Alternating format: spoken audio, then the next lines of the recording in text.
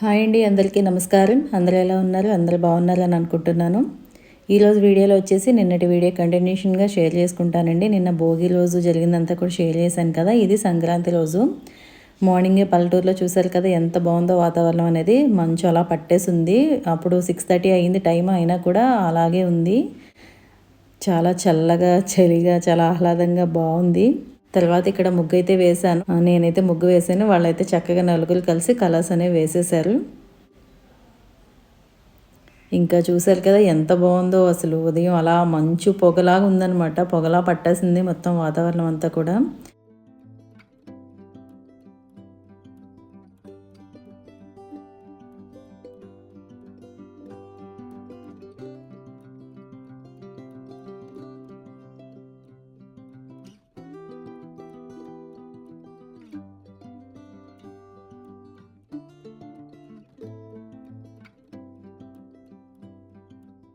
7 గంటల దాకా కూడా అదే విధంగా మంచు పొగ అనేది పట్టేసి ఉంటుందండి అక్కడ. రోజు కూడా అంతే.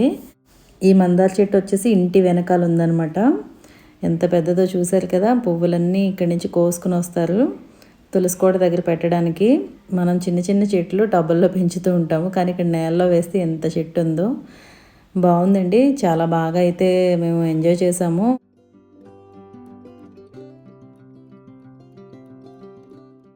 ఇంకా ఇక్కడైతే చూసారు కదా ఎంత బాగుందో కదా. ఇది మా వదిన వాళ్ళ వెనక వైపు స్ట్రీట్లో ఉన్న వాళ్ళదనమాట. ఇంకా ముగ్గులవి ఎలా వేసారో చూసేయండి, సంక్రాంతి ముగ్గులన్నీ కూడా.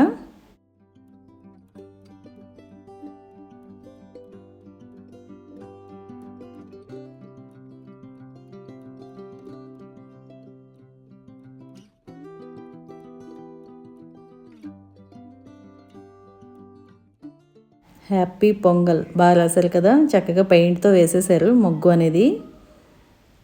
ఎప్పుడు నా ముగ్గులే చూస్తూ ఉంటారు కదా. ఈసారి అయితే ఇంకోండి మా ఊర్లో కూడా ముగ్గులు అనేవి ఎలా వేశారో చూసేయండి. నేను చెప్పాను కదా ఎక్కడ స్టార్టింగ్ నుంచి ఎండింగ్ వరకు లైన్లో వేసేస్తారని చెప్పి. మనమైతే గుమ్మం ఉంటే గుమ్మానికి ఎదురుగా ఒక్కటి వేస్తాము, కానీ ఇక్కడ అలా కాదట. ఆ చివరి నుంచి చివరికి లైన్లో అలా వేసేస్తూ ఉంటారట. చాలా ఓపిక ఉండాలి కదండి, మనం ఒకటి వేయడానికి అయిపోతాము. ఇక్కడ ఇన్ని వేసారు నిజంగా.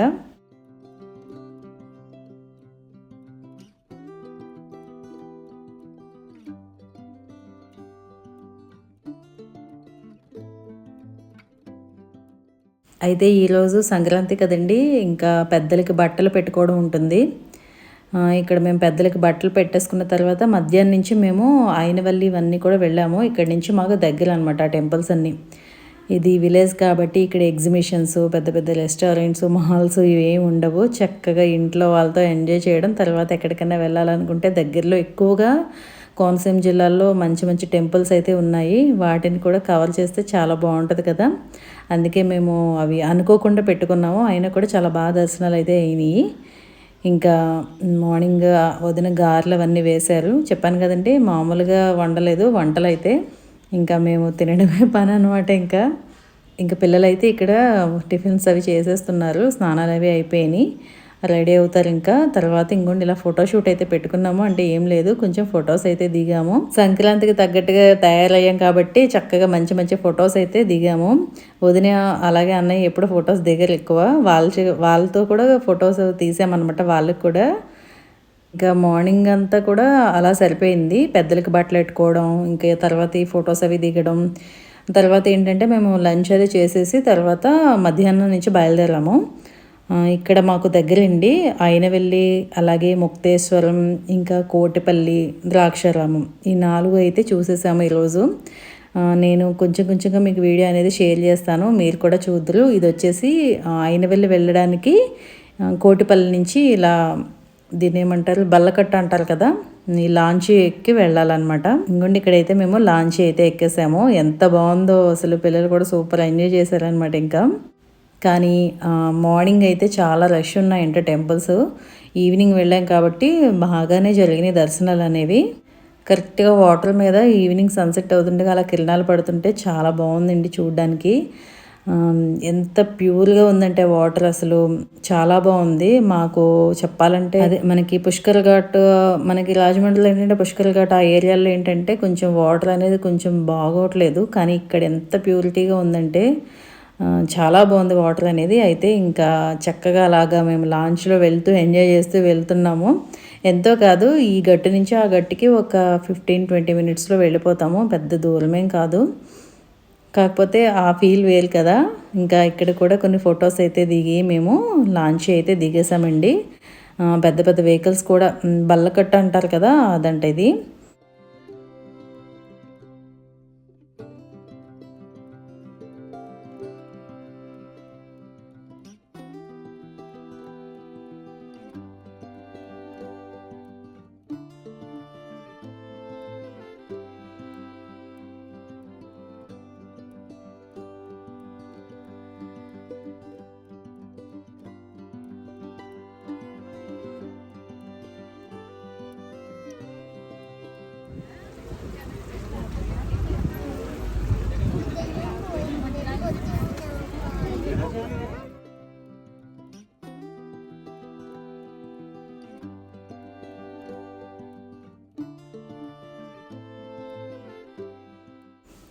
ఇంకా అది దాటిన తర్వాత ఇంకోండి ఇక్కడి నుంచి మేము ఆటో మీద వెళ్ళామన్నమాట టెంపుల్కి.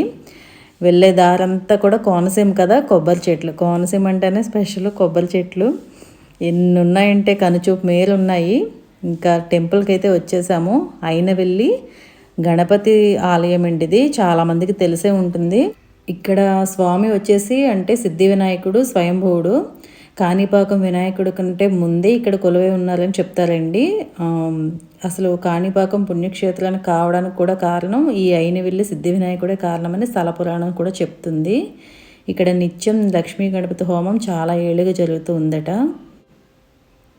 అయినవిల్లి సిద్ధి వినాయకుడు టెంపుల్ అనమాట. టెంపుల్ అయితే చాలా బాగా డెకరేట్ చేశారు. ఎందుకంటే ఇప్పుడు ఫెస్టివల్ కదా, అందుకే ఏమో మరి, లేదంటే ఎప్పుడు ఎలా చేస్తారో తెలియదు. కానీ నేను ఈ టెంపుల్కి వచ్చి ఆల్మోస్ట్ 15 ఇయర్స్ పైన అయింది. ఇప్పుడు వచ్చానమాట మళ్ళీ. ఇక్కడి నుంచి దగ్గరని నాకు తెలీదు. కరెక్ట్గా మేము ద్రాక్షారామం ఒకటే వెళ్దామని బయలుదేరాము. ఇవి కూడా దగ్గరని తెలిసింది, అందుకని ముందు ఇక్కడికైతే వచ్చేసాము. చూసారు కదా, మొత్తం టెంపుల్ అంతా కూడా చాలా బాగా అలంకరించారండి ఫ్లవర్స్తో. అన్ని పచ్చి పువ్వులే. ఎంత బాగుందో అసలు. ఇంకా స్వామివారిని చూసారు కదా, అలంకరణలో ఎంత అందంగా ఉన్నారు. ఇంకా దర్శనం అంతా అయిపోయిన తర్వాత మేము బయటకు వచ్చేసి ఇలా ఇక్కడ కూడా కొంచెం టెంపుల్, ఇంకా లోపల ఇంకా టెంపుల్స్ ఉన్నాయి. అన్నపూర్ణ అమ్మవారి టెంపుల్, అలాగే ఇంకొక శివాలయం, ఇలా కొన్ని టెంపుల్స్ ఉన్నాయి చిన్న చిన్నవి. అవన్నీ కూడా మేము దర్శనం అయితే చేసేసుకున్నాము.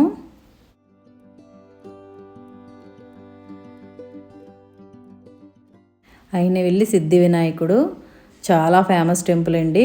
కోనసీమ జిల్లాల వారు అయితే కనుక ఖచ్చితంగా ఈ టెంపుల్ కోసం తెలుస్తుంది. కాలభైరవ స్వామి టెంపుల్ ఉంది లోపల, అలాగే ఇవన్నీ ఉన్నాయి. అన్ని టెంపుల్స్ కూడా ఎంత బాగా అలంకరించారు అసలు. చాలా బాగా దర్శనాలు అయితే అయినాయి. మార్నింగ్ అస్సలు ఖాళీ లేదంట, అడుగు తీసి అడుగు వేయడానికి కూడా. అక్కడ సెక్యూరిటీ వాళ్ళు చెప్తున్నారనమాట. ఇప్పుడు ఈవినింగ్ కాబట్టి కొంచెం ఖాళీగానే ఉంది. కష్టాలు తొలగించే అయినవిల్లి గణపతి అనమాట. అమలాపురం నుంచి 13 కిలోమీటర్లు వస్తుందండి ఇది. కొబ్బరి తోటలు, గోదావరి నది ఒడ్డు, పచ్చని పొలాలు, కాలువలు ఇంకా ఎన్నో ఉన్నాయి. ఈ టెంపుల్ మధ్యలో ఉంటుందన్నమాట. కాకినాడ నుంచి 72 కిలోమీటర్లు వస్తుంది. ఇంకా ఇక్కడే మనకి దగ్గరలో ముక్తేశ్వరం చెప్పాను కదండి, క్షణ ముక్తేశ్వర స్వామి కింద స్వామి ఇక్కడ స్వయంభూగా ఇక్కడ కూడా వెలిసారు. ఇక్కడ మేము వెళ్ళిన టెంపుల్స్ అన్నీ కూడా అన్ని స్వయంభూ టెంపుల్స్ అన్నమాట.